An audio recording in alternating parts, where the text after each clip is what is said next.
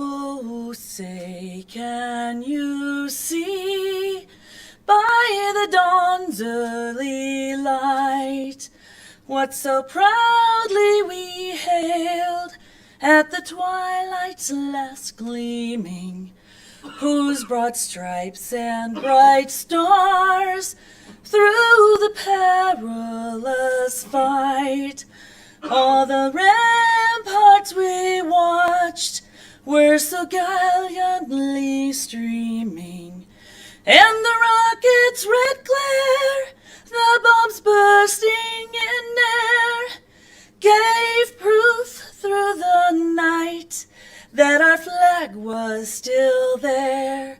Oh, say, does that star-spangled banner yet wave o'er the land of the free and the home of the brave?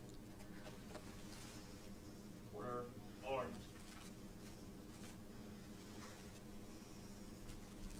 Right, face. Forward, march.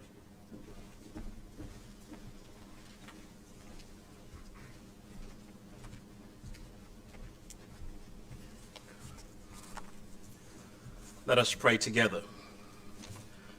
Come and be with us, Lord, during this long-awaited ceremony where we honor a few of our celebrated alumni here at the Defense Information School. We are thrilled, Lord, to be present at this historic event.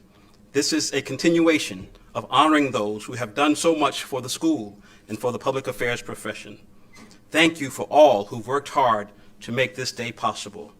Bless our time together as we induct our new class into the DINFOS Alumni Hall of Fame. Strength through truth, always. Amen.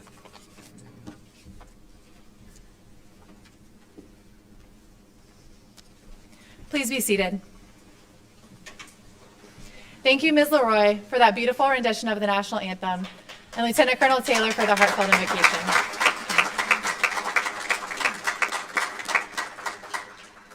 We'd like to offer a special welcome to the members of our official party.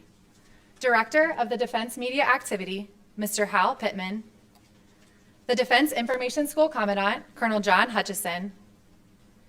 Defense Media Activity Senior Enlisted Advisor, Sergeant Major Sean Parrish. And DINFOS Command Sergeant Major Mike Pentagro.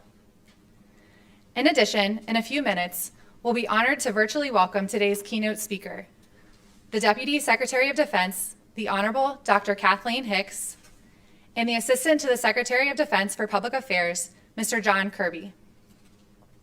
We'd also like to welcome the Navy Chief of Information, Rear Admiral Charles Brown, Director of Communication, Headquarters Marine Corps, Brigadier General George Rowell IV, Director of Air Force Public Affairs, Brigadier General Patrick Ryder, Director of the Army Public Affairs Center, Colonel Brian Fickle, the Garrison Commander, Colonel Christopher Nyland, and retired Air Force Brigadier General Tim White.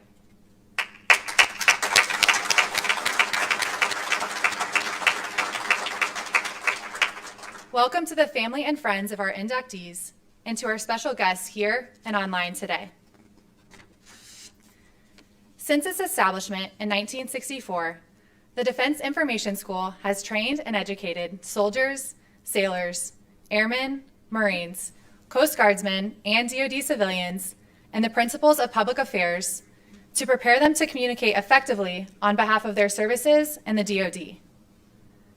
With the consolidation of the Defense Visual Information School and the Defense Photography School in the late 1990s, DINFOS began training world-class visual information and broadcast maintenance professionals as well. Today, DINFOS continues its tradition of excellence, preparing public affairs and visual information professionals to communicate with consequence in a rapidly evolving information environment. Our 4 distinguished honorees are part of that proud tradition. They are accomplished DINFOS alumni who have made extraordinary and lasting contributions at the highest levels in the military, public service, industry, and academia. These honorees represent the very best of our graduates, and today they take their rightful place in the Alumni Hall of Fame. The 2021 Hall of Fame inductees are retired Army Sergeant Major James L. Gilbert,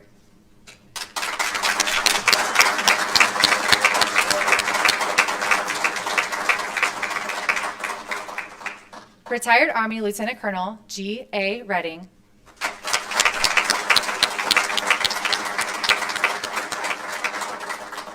retired Navy Rear Admiral T. McCreary,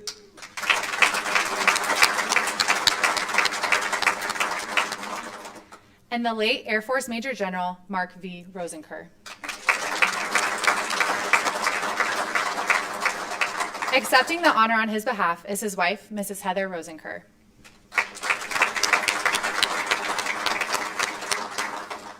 At this time, it's my honor to introduce the Commandant of the Defense Information School, Colonel John Hutchison, for welcoming remarks.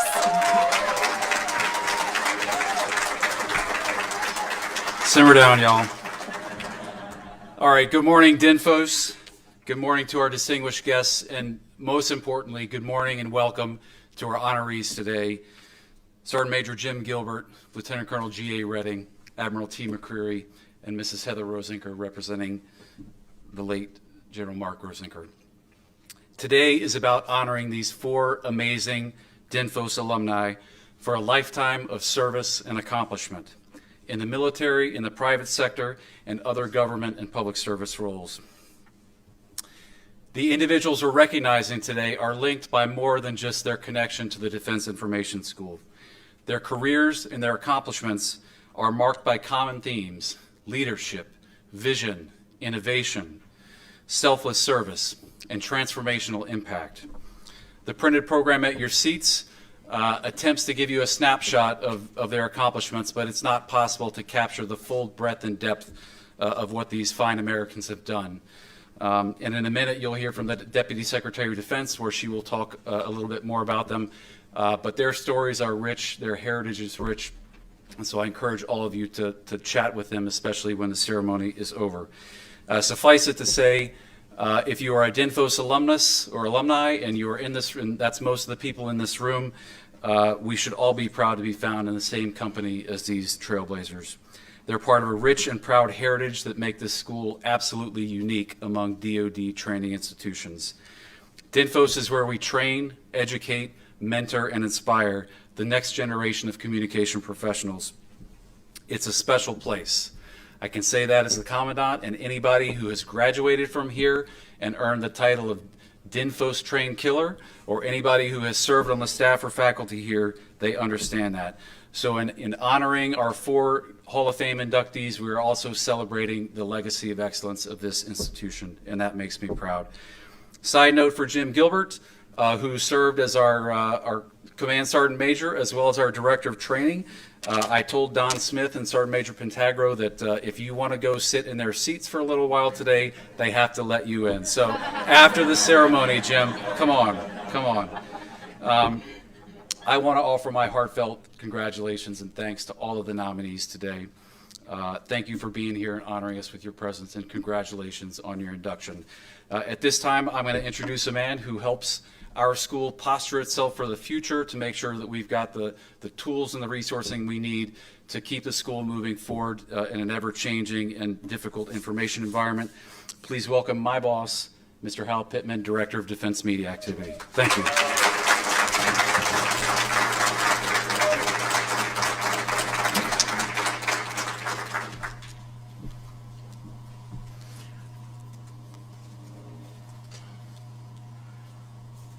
Well, good morning, everybody.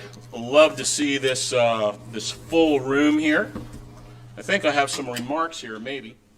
They've got all kind of stuff up here on the podium, but really, no remarks could do justice to the quality of the honorees that we have here today with us that are being inducted into the DINFOS Hall of Fame.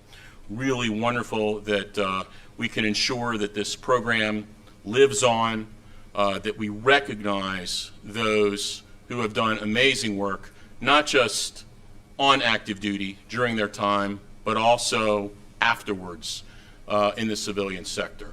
Real top drawer individuals. Hutch, thanks for that introduction.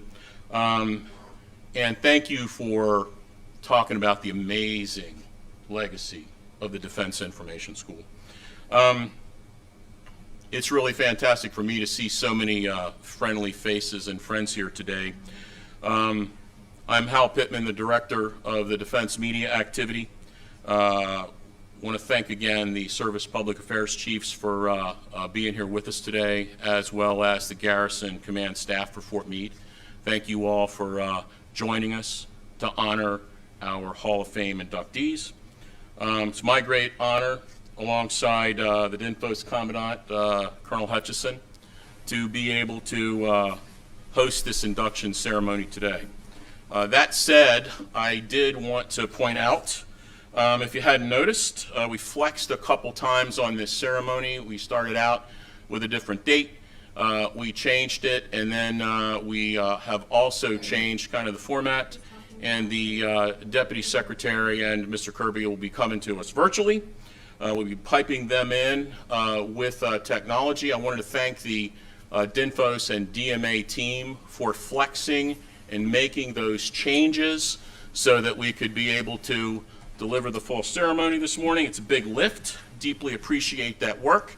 And if the technology doesn't work for us this morning, we will be putting in an issue paper to get that upgraded. So, as you can see, Mr. Kirby and Dr. Hicks are not with us. They're joining us virtually. Mr. Kirby serves as the Assistant to the Secretary of Defense for Public Affairs and the Pentagon Press Secretary.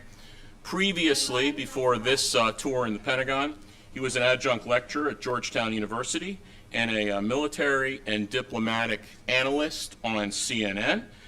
Before that, he was at the Department of State as the Assistant Secretary for the Bureau of Public Affairs and also the State Department spokesperson.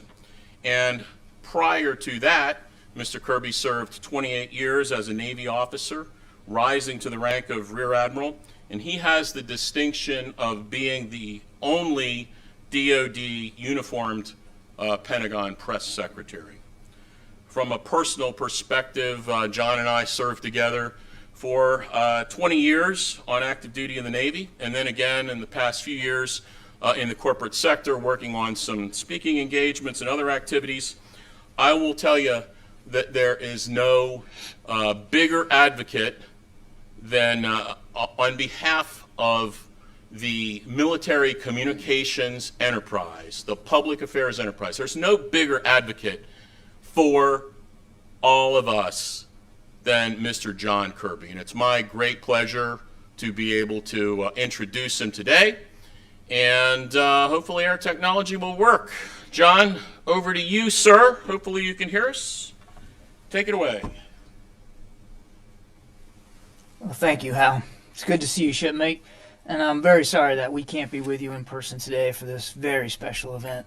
I want to thank you and your entire team, not only for the hard work that went into this ceremony, but for everything that you do every day to share the department story with audiences around the world, and to inform and educate our troops and their families about current events and the information that they need to guide their careers and their lives.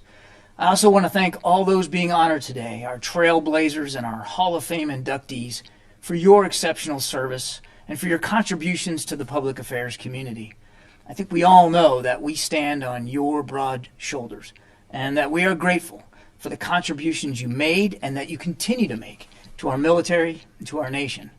Admiral T. McCreary there, I can't see you from here, but I can probably tell you need a haircut again. Retirement is absolutely no excuse, sir. Now, today I have the honor of introducing our guest speaker, a leader who understands well how important our job is as communicators. She first walked the halls of the Pentagon as an intern, and now she serves as our 35th Deputy Secretary of Defense, having worked her way up the rungs of the policy ladder over the course of the last 30 years. Dr. Hicks has served as the Principal Deputy Undersecretary of Defense for Policy and the Deputy Undersecretary of Defense for Strategy, Plans, and Forces, a job in which she led the development of the 2012 Defense Strategic Guidance and the 2010 Quadrennial Defense Review. Prior to being sworn in as the Deputy Secretary of Defense, she held the position of Senior Vice President Henry A. Kissinger Chair and Director of the International Security Program at the Center for Strategic and International Studies. All that is to say that, well, she knows a thing or two about national defense. She knows how vital the department's mission is to the safety and security of the American people. She understands America's place in the world and how the world around us is changing. She also knows and expertly guides us about how we as a department must lead that change, how we must drive to innovate and educate and modernize. Now, just the other day, she told students at the University of Maryland, her alma mater, that the Department of Defense is always seeking innovative and creative individuals who bring new ideas forward to tackle hard problems. Dr. Hicks makes it a priority to help us find and advance that sort of talent, the sort of talent that all of you at DINFOS and DMA represent. She makes it a priority to make creativity a priority for all of us. She drives us every day to tackle hard problems. Dr. Hicks is a change agent in every sense of the word, and we deeply benefit from her leadership. I know for certain that I learn something new every time I'm around her. And so we are deeply honored to have her with us today. Ladies and gentlemen, the Deputy Secretary of Defense, Dr. Kathleen Hicks. Ma'am.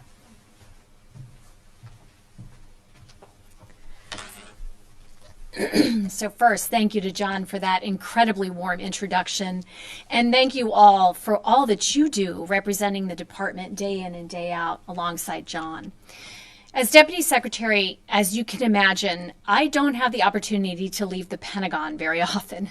Today's schedule shift just demonstrates how challenging it really can be. So thank you for your graciousness in allowing me to join you virtually. And please know that I would far prefer to be with you and seeing DINFO's world-class facility myself. At the outset, I want to offer my congratulations to the 2021 DINFOS Hall of Fame inductees. Sergeant Major Jim Gilbert, Lieutenant Colonel G.A. Redding, Rear Admiral T. McCreary, and Major General Mark Rosenker. And we are so grateful to be joined by Heather Rosenker, who is representing her husband.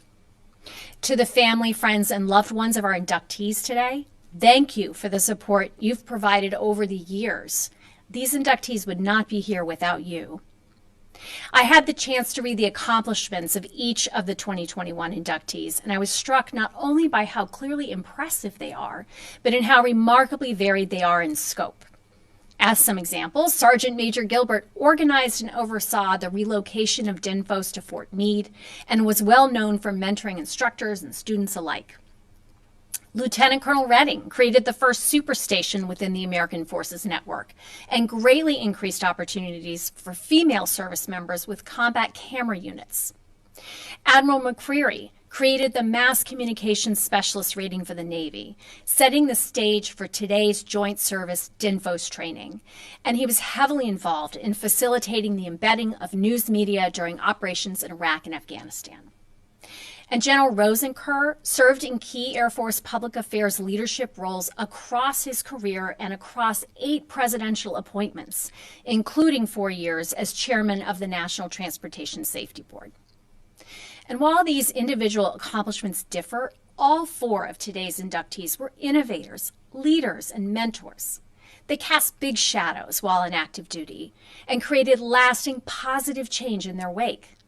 They excelled as military leaders and continued to serve after they took off the uniform. And each of our inductees were and are dedicated to the essential work that public affairs professionals perform for the Department of Defense. The work that you do each day is essential to defending our nation.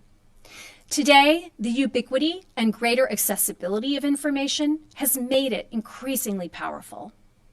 Our adversaries, both state and non-state actors, understand this. They disseminate truthful, biased, and false information using digital technologies and access to global audiences to both bolster their operations and reputation while disrupting our own. All of you know this too well. I'm describing the space where you operate every day. You tell the story of the Department of Defense to the DoD workforce, the American people, and the world, demonstrating to our adversaries not just the power of what we do, but the power of communicating in an open and transparent manner. You bring a clearer view of this space to our senior leaders by understanding the full picture, while advising them and me on how to communicate with strategic purpose and make it possible for us to do so across all media. And you ensure our military activities are transparent, maintain trust with the public, and construct the foundation of accountability on which our operational success must build. DINFOS is the place where you, our communicators, acquire the knowledge base and skills to engage in these missions across our joint force. And that critical work is nested within Defense Media Activity, which provides professional media services and products for the Secretary, military departments, combatant commands, and defense-wide organizations through 27 defense agencies and field activities. To ensure that DMA is ready to operate in the information environment of today and tomorrow, it is engaged in a number of efforts focused on capability innovation and workforce modernization. These include growing Web.mil as an enterprise service for DoD, making an evolutionary upgrade to American Forces Network through the creation of a video-on-demand streaming service, the AFN Now app, instituting improvements in training curriculum, as well as delivery methods, and developing a workforce of the future by fostering a people-friendly environment that respects work-life balance, invests in technologies to expand telework, develops mentorship opportunities, and cultivates leaders who are socially, contextually, and emotionally intelligent. Many of those traits are embodied in several individuals who are with us this morning.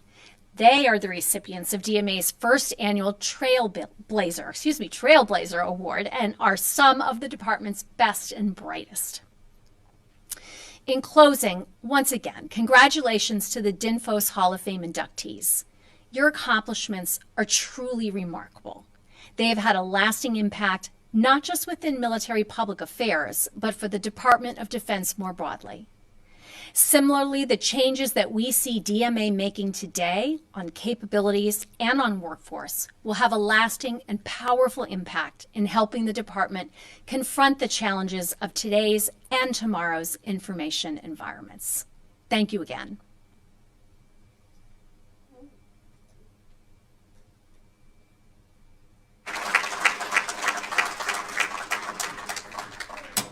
Thank you, Dr. Hicks and Mr. Kirby, for joining us virtually this morning. At this time, we will formally recognize our honorees and induct them into the DINFOS Alumni Hall of Fame. Sergeant Major Gilbert, would you please come forward?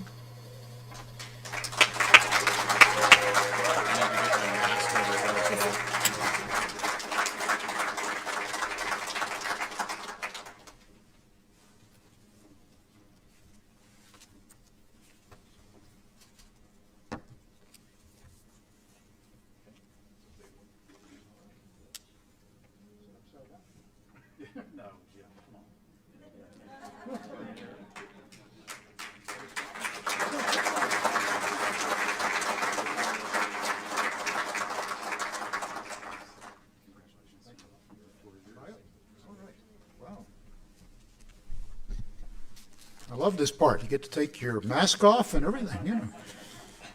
And it's kind of special for me to be here today, obviously, but, you know, many of you that know me know that usually when we had these big ceremonies, who was generally the master of ceremonies? You're looking at him right here.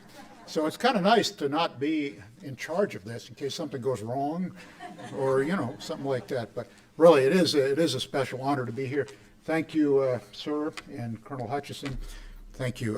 It seems like I spent a lot of time at this great institution, which I did, but very proud of this outstanding institution. And you know, the tour guides you had today, or the escorts, were well versed, because as I came through the door down there with my son, one of the escorts said to me, "Oh, you're Sergeant Major Gilbert. You were my instructor about 14 years ago."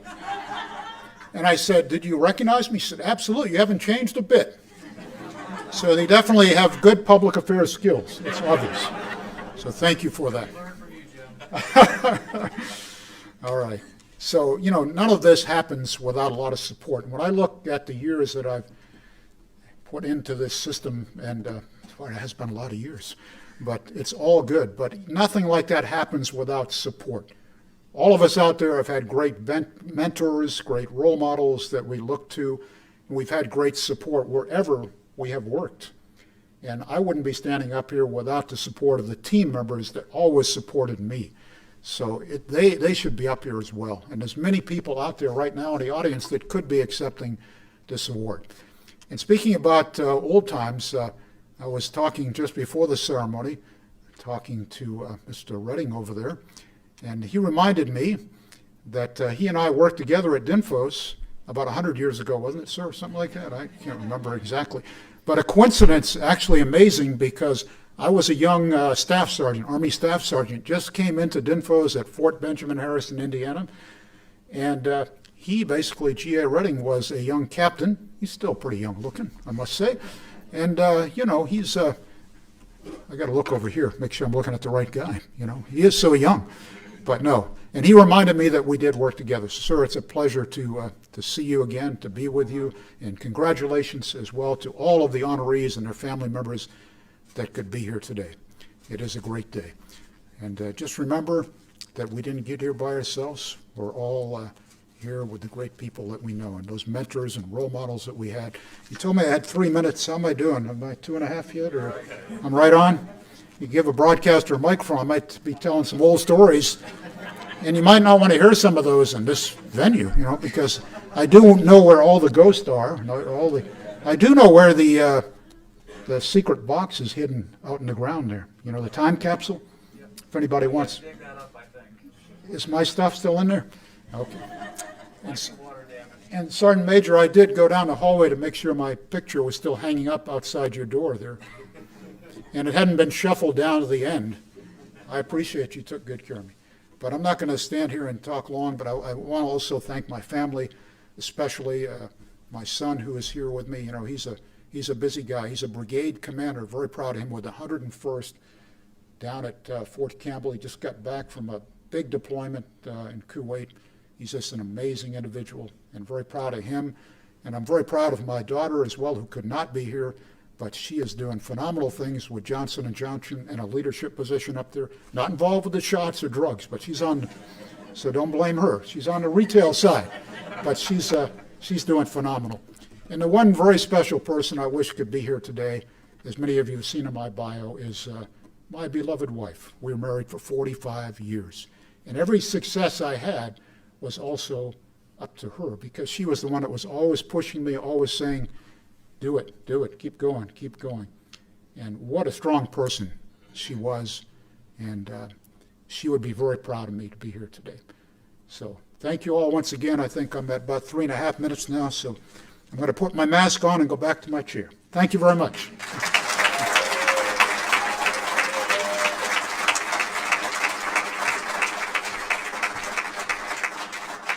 Thank you, Sergeant Major. Lieutenant Colonel Redding, could you please come forward?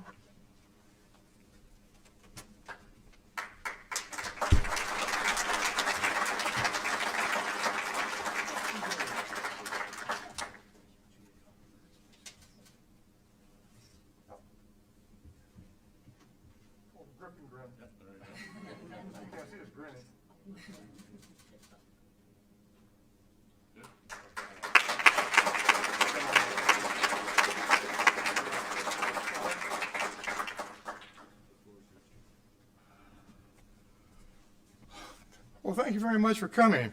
I certainly do appreciate this and the honor as well. I'm going to take a slightly different approach than Jim. I'll start with Fort Meade. When I was 13 years old, I got a job here in the bowling alley as a pin setter. How about that? That's because we were waiting to be assigned to Saigon, where my father had already preceded us. So my sister Roz and my mother and I went to Saigon, and I went to junior high. Let's go forward 10 years. I've gone through now DINFOS. I'm landing at Tonsanut. The sights, the sounds are all so very familiar. I check into Camp Alpha. I just happened to run into the NCO that I'd worked with in Brussels. And as an AG officer, I was given a little bit special treatment at Camp Alpha on in-processing. List everything through. Sir, would you like to, your assignment? Now, I had waived sole surviving son for a public affairs assignment, information officer assignment at that time, and that was granted. And I was moved up to Da Nang the following day on an aircraft that didn't leave at 05:30. Again, it pays to have friends. When I got into Da Nang, I worked with General Frederick Crozen, who at that time was a 2-star. And there was also a Deputy 1-star. I relieved another Army captain, Major John Boretsky, more eager to get out in the field since he was an armor officer. As an AG, I wasn't all that interested in getting out in the field. That's the way it works. Now, my morning routine was basically go to the Tactical Operations Center, you get a command briefing, you find out where the hot spots are, and then I would go back to my office. Occasionally there'd be news media there. And I'd sit down and I'd have a big map. I'd say, well, you don't want to go here, you don't want to go there, but you might find a good story over here. And I would do that, through the day, go about my business. Then I would also escort media back and forth. I spent an awful lot of time in helicopters. I've gone down in 2 of them, and that's just the way life was. So now also, I found out very early there were really 2 chains of command. There was the general, and then there was also the Military Assistance Command Office of Information, the public affairs guys. And so we had a dual chain. And so basically what would happen is whenever media came into my area, I would get a call from Saigon saying, oh, by the way, CBS reporters coming up, ABC reporters coming up, and then I would make arrangements accordingly. And we did have some very interesting challenges because not all reporters will respond to your briefing the same way. Trust me, you can tell a group one thing, and it's like that circle game, where the theme changes. Well, I learned which reporters I could talk to and which ones I couldn't talk to, and it's really called echo sounding is the term for that. And so you knew who you could trust and who you couldn't trust. Became very, very, very, very useful. I found out that Not all reporters played fair. That's okay. You know, I can deal with them. You just sort of cut them off. Now, one of the more significant events in my tour was the removal of the last U.S. military combat unit. And I had the opportunity to do that. These were the Gimlets on Hill 260. And I was the public affairs officer. I flew in with the CBS crew. 4 choppers came in. We photographed the very last time an artillery round was fired in Vietnam, and also the very last time the U.S. flag was lowered in Vietnam. My take on the Iwo Jima thing. But I have those, and those are, I still have the original photographs, by the way. Not quite in this book, but in another book.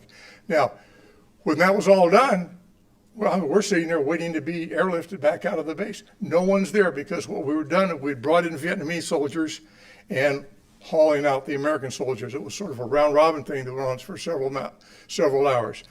When that was done, the helicopter finally came in. You know, my call sign was Peter Printout. They came in and got me along with the CBS guys. And when I stepped on the skid out of there, that put me as the last U.S. soldier out of Vietnam, the fire base in Vietnam. There was no other after that. No. All of what I'm saying is documented, by the way. It is, I've got all in Word, stuff like that, so everything I'm going to talk about. My work with McCreary was good enough where I was offered the deputy position for Armed Forces Radio and Television Service in Vietnam. So, and there is a very nice website out of some 500 broadcasters that worked in that particular field facility in Vietnam. 500 of us. There is an alpha list. I'm about 20 names ahead of Pat Sajak. But now, after Vietnam, I did an obligatory AG tour in Huntsville, Alabama, and then I was brought into DINFOS, where I was chief of the broadcast instructor division for a couple of years. We did some pretty good work there, realigning the courses. Some courses are very fun. I don't know that you still have them here or not. I always like Stump the Stars, where we brought the general officers and we gave them trick questions. You know, we actually brought in the senior the students, and we gave them trick questions, and then we'd go and we edit the tape to make them look like fools. It worked out pretty good. I did, and I don't think they enjoyed it. Well, it was actually a good learning experience. And then I got a call from AFIS. You have been reassigned OSD Public Affairs, AFIS. Okay. In the Pentagon, works for me. I was misassigned. I was originally put in as a GS-15, got to figure this now as a captain now, as a 15, as the admin officer to the Secretary of Public Affairs. At that time, we were launching the Defense Audiovisual Agency. It fell upon me as the AG to validate all the funding, all the staffing, and everything else attended to initiating the Defense Audiovisual Agency. I did that in a few weeks, got it signed off by the director, and the agency moved to Norton Air Force Base, the only DoD agency outside the military district of Washington. It had problems. I'll get to that a little bit later on. So now I'm back at AFIS doing my own thing, and as much as I could do my own thing. And I got a call from the sports director at AFRTS in Los Angeles. GA, we've got a problem. Traditionally, we had broadcast by satellite the Super Bowl games. Unfortunately, some individual using a credit card bought 15 minutes of time with AT&T on a satellite transponder and was basically holding AFRTS hostage. How's that? You didn't know stuff like that occurred. So I got called in to Director Robert Cranston's office. GA, what do we do? Well, okay. And he said, can we lease a transponder on a satellite? And I said, well, I don't know, let's go try. And we did. So for the next year or so, I was involved in working with AT&T along with two of my buddies, Air Force Captain Larry Pollock and Jim Barham was our ADP guy. And we basically put together and toured to different countries trying to get landing rights for satellites.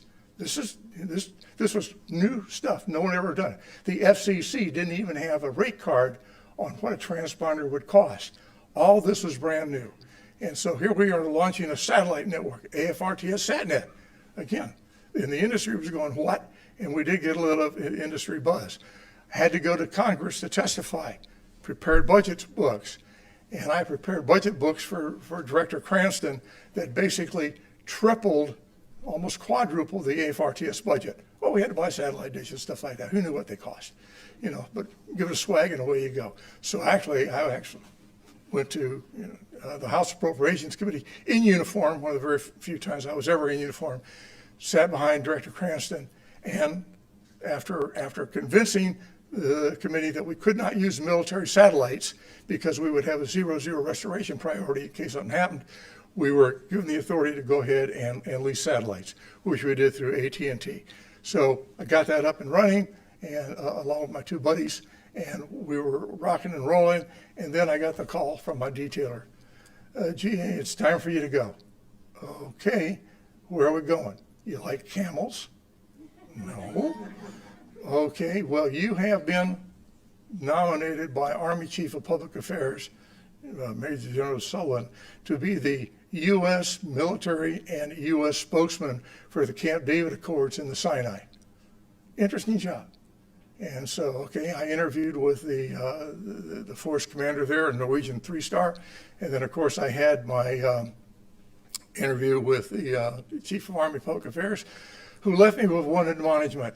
GA, let me tell you, there will be no bad news from the Sinai involving an American soldier. Yes, sir, as if I had any choice. A few days later, I was there, and it became a very interesting tour. I did stick around long enough with camera in hand and was able to photograph the actual transfer of the Sinai Peninsula back to the Egyptians. So I had two flag raising ceremonies, the flag lowering in Vietnam and the flag raising in the Sinai. Pretty good stuff. From there, I got hauled back into the Pentagon to the Army Audiovisual Center as the executive officer, and was in charge then of the Army combat photo team, among other things. I get a call. I would always get calls from desk ops. Well, we need camera footage here, we need coverage here, we need coverage there. And so I got a call that, well, we're having an incident in Honduras. We need a combat camera team. Fine. I call up to Fort Meade, where the combat camera detachment was. Captain, here's your order. I need this, I need this, I need this. Report to Andrews Air Base, blah, blah, blah, blah. And at the end of the conversation, I said, Captain, are there any questions? She said, sir, can I go? And I said, Captain, make a command decision. She went. Well, when my boss came back, Colonel Van Orden, Jim Van Orden, I got one of these. Come here, GA. What did you do? And I said, what? You said, you sent a captain into a hostile zone. Yeah. Why did you do that? And I said, well, sir, I was letting her do her job. And he laughed. He just thought that was the funniest thing. Now, understand, I got him his job there, so we were tight. But it was one of those things. And then I rotated the gals through, the other two captains through as well. So everybody got command experience. You got to break the rules every now and again. So in the meantime, I did what's known as a pen and ink change to the TDA, and I removed the requirement for male only and made it sex immaterial. Hey, if no one challenged me, fine, I'll just do it. And I did. Sometimes you just got to do those things. And then, and things were rocking along pretty well. And then I get a call. Then Colonel Van Orden comes out and said, GA, you've been reassigned. Sir? He said, you're on detail. What's that? Secretary of Defense Weinberger's office has called you for a special assignment. What is that? You are to oversee the disestablishment of the Defense Audiovisual Agency. Oh, good. Now I'm going to do this as an Army major, dealing with the chiefs of information of all the services and all the hierarchy in the Defense Audiovisual Agency. And I was like, who is this major that can do this kind of stuff? Well, I set it up, so I kind of knew. And I knew these people. A lot of them were dear friends of mine and colleagues. And so that my job was to go down and basically piecemeal back to the services what had been assembled many, many years earlier. And the word was out, who's this writing guy? And most of them said, leave him alone. We know who he is. Just let him do his thing. Got it all done. In the meantime, I'm sitting at the AFIS headquarters, and AFIS Director Buzz Reiser calls me in. I've known him for years. Come here, Jay. Yes, sir. He said, we have a problem. What's that? The Goldwaters-Nichols Act is calling for a 10% reduction in audiovisual in the Department of Defense for this fiscal year and the out years. What are we going to do about it? So in comes the resource commander, in comes 3 people from the DoD Comptroller's office, and we all sat around, 6 of us at a table, and tried to go through options. And they said, well, and they went through, well, we do this, we do that. How do we hide the money? How do we do this? You know, and as a budget guy, you know, okay, I know how to have money. And finally it came to, GA, what do you think? And I said, well, why don't we do this? Why don't we take audiovisual, since that seems to be the sticking word, and let's not call it audiovisual anymore. Let's call it visual information. Hey, it worked. And so guess what? Every audiovisual billet in the DoD was changed to visual information. Thank you very much. It's amazing what you can do if you're not challenged, and nobody has a better idea. So that's how visual information came to be. So, you know, that's kind of the, now after that, then I was all done. They moved me back in back to AFIS headquarters again. Buzz Reiser gave me a few things to do. But now the problem for the industry is we were moving from analog video to digital video. And so now, as the chief of audiovisual products, I was reviewing industry's digital camera operations. Sony comes up and says, GA, and I'd known it for a long time because I used to buy the Sony equipment for AFRTS. We have a digital camera for you. Having this massive camera. It had a 5¼ floppy disk. It took 12 black and white pictures at 320 by 240 resolution. And it had a proprietary battery system. Sorry, can't do that anymore.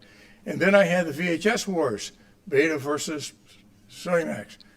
Couldn't do it because Sony was, again, it was a proprietary system. Worked through all that, and then I decided that we had to go a little bit further, and I got involved in video discs, because video discs were all analog. And so the idea is now, because the world's going digital, we have to change video discs to digital.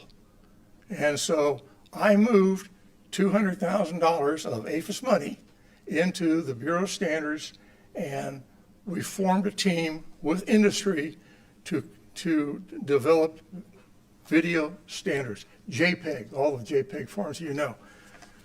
These are my actual books that I had some 30 years, and this is compact disc terminology, it's CD-ROM production, it's integrating mixed mode CD-ROMs and all that.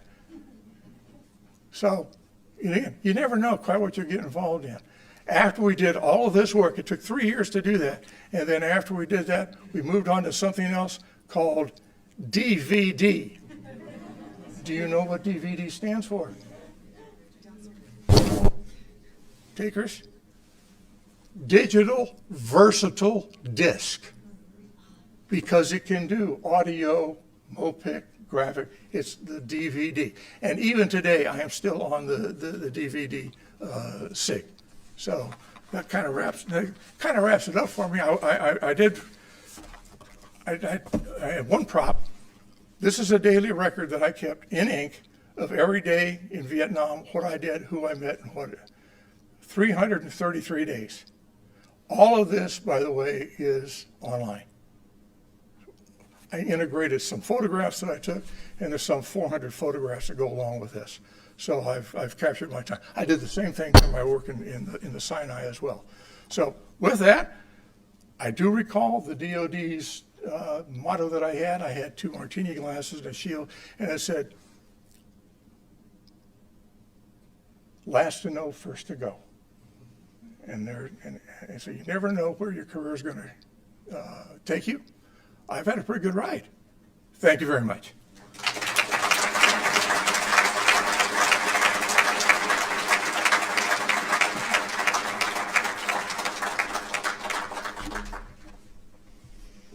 Thank you very much, sir. Admiral McCurry, would you please come forward?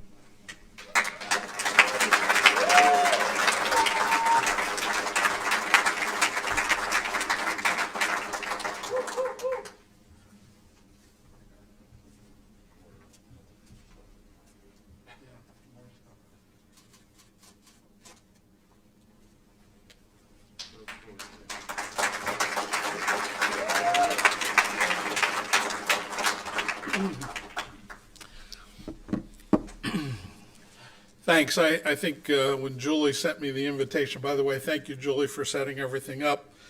She said to speak for Julie Blackburn, who did a great job. She said you'd speak for 34 minutes. And I said, what? And they told me this morning, no, that was 3-4 minutes. So I had to cut down my remarks substantially.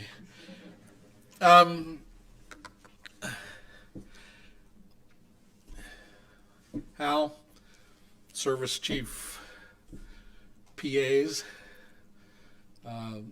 Hutch, everybody, I want to recognize Master Chief Terry Cosgrove, who is my senior enlisted advisor. As Chinfo, he was the one who you can really thank for most of this stuff, and I appreciate it. You know, I wanted, as the Sergeant Major says, it wasn't really us. It was a team of folks. And in my career, that was totally true, every single step of the way. And when we had this big overhaul of public affairs, during the time I was honored to sit in the Chinfo seat, it was Hal Pittman, Terry Cosgrove, and a group of about 15 or 20 officers, enlisted civilians, who we brought into the Chinfo conference room, locked the door, threw pizzas underneath, and said, come out when you have an idea and a plan. The biggest thing, and I think the proudest thing to come out of that is the MC rate for the Navy. I don't know, most of the Navy knows what I'm talking about. Those who are around DINFOS kind of know what I'm talking about. But it was really taking the journalist rating, the photographer rating, the draftsman rating or graphic artists, and the lithographer rating, which are basically printers, and smashing them into one and calling it mass communication specialist. And we made that transition in less than a year. And we just said, if we're going to go for it, we're going to go for it.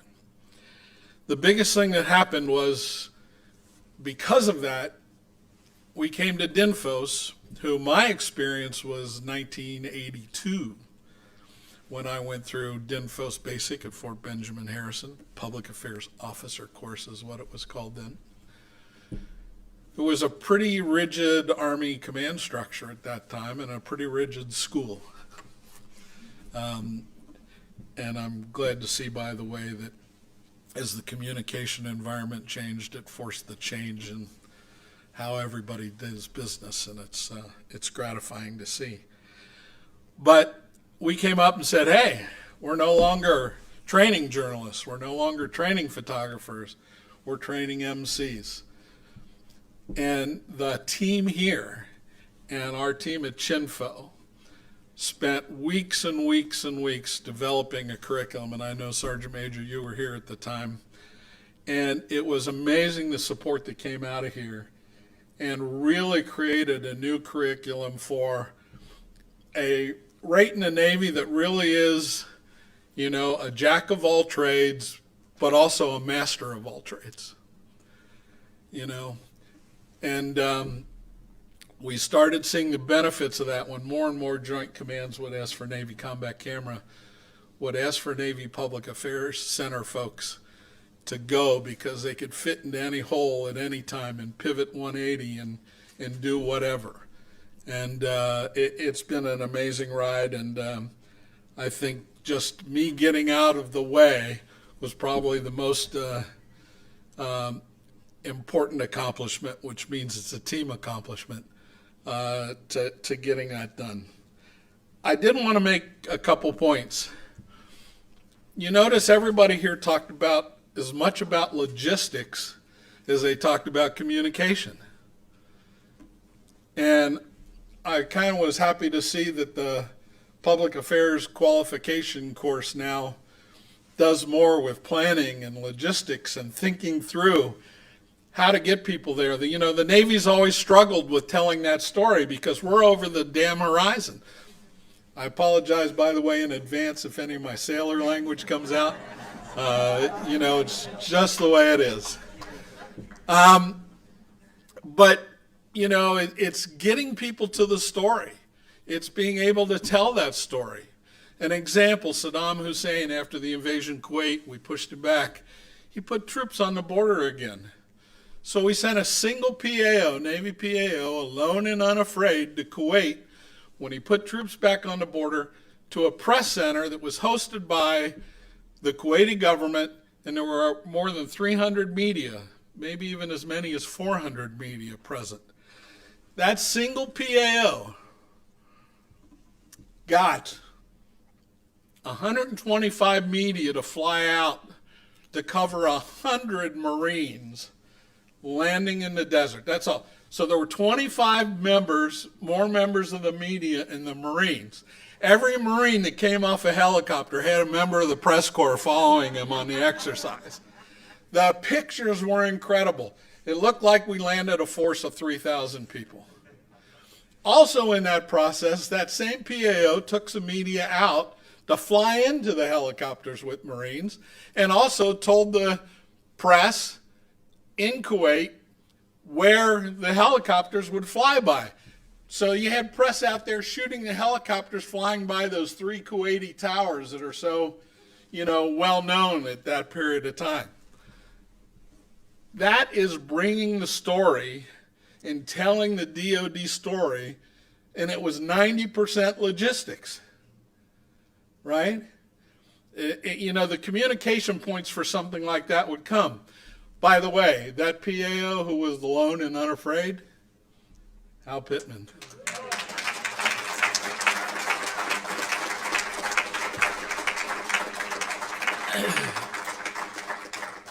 Post 9/11 in Afghanistan, we were going to strike back. And I was working for the chairman at the time, and I went in and I said, you know, we're going to strike back, and we haven't even arranged for members of the press to see how America is going to respond to its biggest attack against it in years. We had less than 6 days, you know, first to go, last to know, right? Last to know, first to go, to put it together. It was telling every Pentagon press corps off the record to have somebody in Bahrain, no questions asked, by such and such a date. It was a PAO arranging a flight out to the carriers, and then helo flights over to get Tomahawk shooters. It was arranging for a combat camera team to be with the special forces groups that was going to go in and attack the airfield initially, and Mullah Omar's compound. To be able to bring that stuff out and make it available. Logistics, logistics, logistics. Those things happen, and those are the why you have to do it. The last thing I want to say is kind of a warning. And, you know, those of you going into the communication field today, I really pity you all. I truly do. Not because you're not up to the challenge, but because your work is going to be 10 times harder than my work ever was. And that's because of a couple things. Misinformation and disinformation in this world today are so pervasive and spread so fast that you have to be plugged in 24/7 even when you're not, or even when you don't want to be. That's really going to screw with your life. Right? I mean, it really is. But we got to figure out how to do it. We got to partner with IT and build this big database to have all the video and all the information and the still pictures that have been previously taken of all military leaders and what they say and everything else, so you can trace it back to the original image and show that that disinformation is wrong. That misinformation, you're going to have to go back and blast out where it's wrong and why it's wrong. You know, it doesn't help. You no longer have Walter Cronkite as the source of your news and you can answer to one person.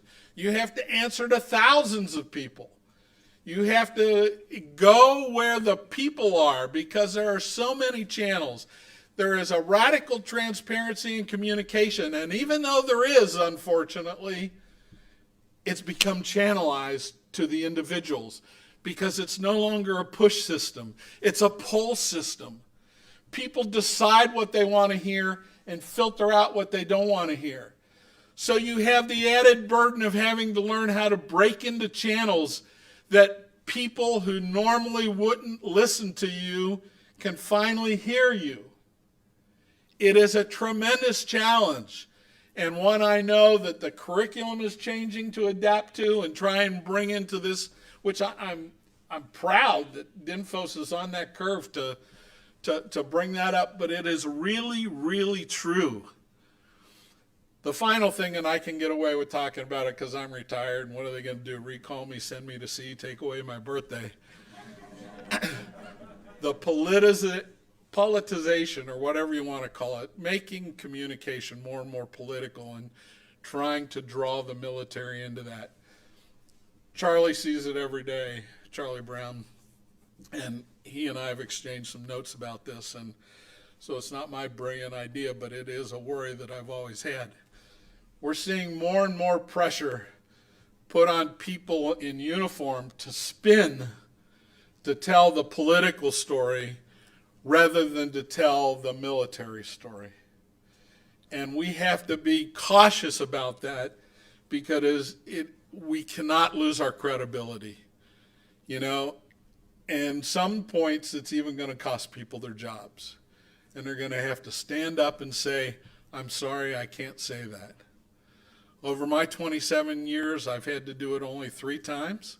Fortunately, my bosses were, worked with some amazing bosses. Said, nope, you're right, we'll stay in our lane. There may be some people who bow to that pressure. And we're going to have to keep ourselves out of it. Because we cannot do that, get engaged in the politics of today and still honor our oath to the Constitution of the United States and serve our fellow citizens. We can't do it. We cannot do it. So those are, thank you. That's just because of what I wanted to say, and I thought I could get away with it when a lot of other people might not be able to get away with it. Couple last things, please. Somebody tell Kirby I did get a haircut. And I did shave, actually, for the event today, which is unusual now that I'm retired. Finally, my career was so successful because of my family. My wife couldn't be here today. She's in the overseas with her family from the Philippines right now. She'll be back around the holidays. My son JT, who works for the Arizona Diamondbacks in Phoenix, couldn't get away, but he's doing great. My daughter is here, Malia. she kind of followed in the family system. She's a producer for the Today Show, and took a day off from NBC to, which I now call the Navy Broadcasting. Besides, I think there's another producer who works in the Capitol who's a son of a Navy admiral too, and so we kind of infiltrate the whole organization. So I could never do that without them. And I want to thank the team. Master Chief, all those years, Master Chief and I worked together on the Missouri. And it's really where the concept of MC, it's where the concept of bringing everything together was born, because we owned all those departments on the ship itself. And I warned him if I ever became Chinfo, he'd have a job in Washington, and he didn't believe me because he never thought he'd become Chinfo. And then when I did, I grabbed him, and it was historically a journalist job in the legacy ratings, and Terry was a PH. And I wanted to send a message, and that is the final piece that I wanted to say. We have to think more visually. Everything is visual. Everything is visual. We live in an untypical environment in the military where we tend to be voracious in our appetite for information, so we read things. People don't read things. We have to be visual. Wherever we go, we have to think about that image first. What is that image? How do we get it there? You know, how do we tell the story through that image? Because that's also how you're going to break into these other communication channels.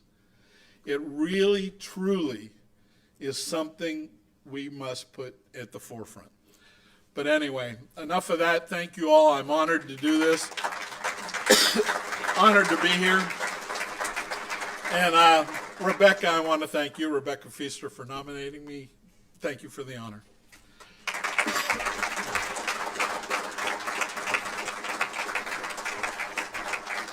Thank you, Admiral. Mrs. Rosenker, would you please come forward?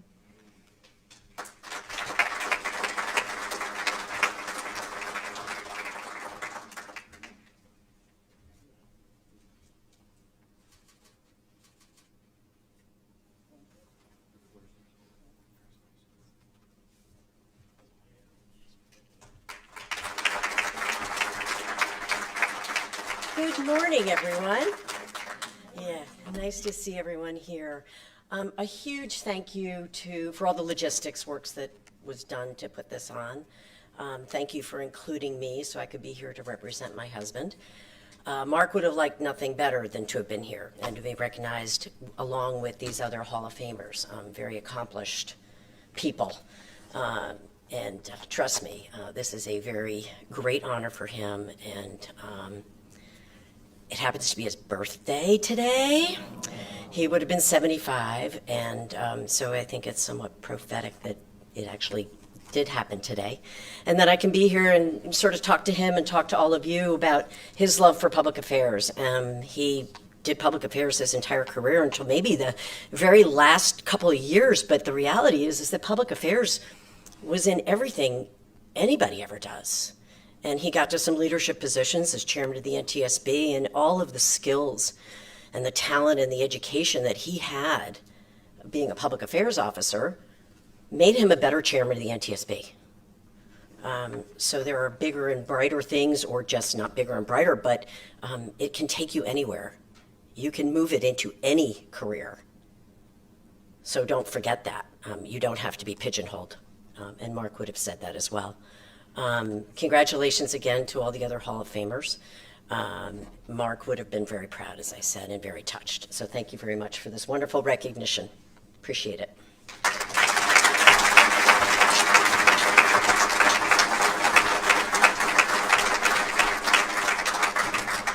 Thank you very much, Mrs. Rosenker.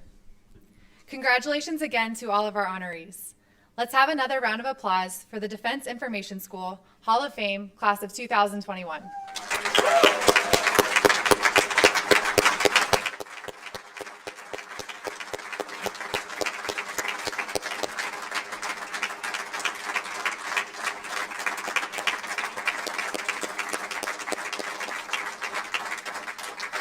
Ladies and gentlemen, this concludes the ceremony. Thank you very much for attending and watching online. Please rise and remain standing for the departure of the official party and the newest members of the DINFOS Hall of Fame.